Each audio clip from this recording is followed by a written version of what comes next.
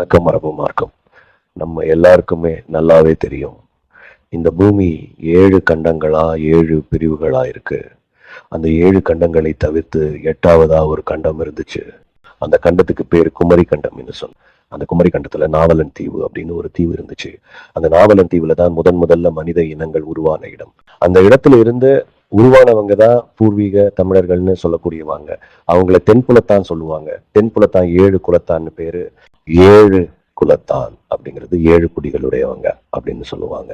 அந்த 7 குடிக்கும் 7 ஐயா 7 அம்மா அப்படின்னு சொல்லக்கூடிய 7 தவ முனிகளும் எமு தவாமன்களும் வழி நடத்துறாங்க.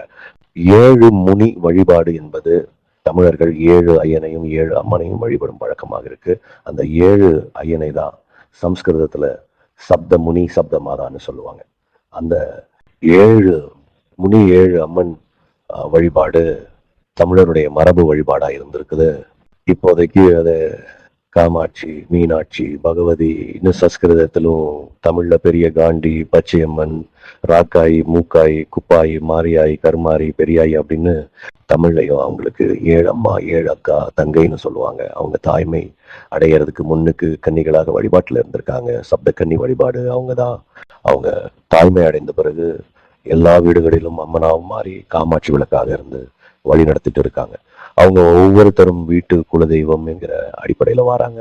அதே மாதிரி அந்த 7 ஐயனும் அந்த 7 அம்மாவுக்கும் காவலா இருந்து அந்த குடும்பத்துக்கும் பாதுகாப்பா இருந்து பாதுகாத்துக்கிற ஐயன்களா 7 ஐயா இருந்திருக்காங்க.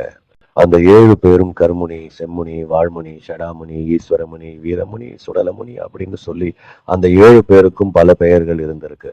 இந்த 7 ஐயா 7 அம்மா தான் இன்றைக்கு தமிழருடைய பாரம்பரிய வழிபாட்டு முறைகளா இருக்குது. அதுதான் குல தெய்வங்கள்னு சொல்லப்படுது.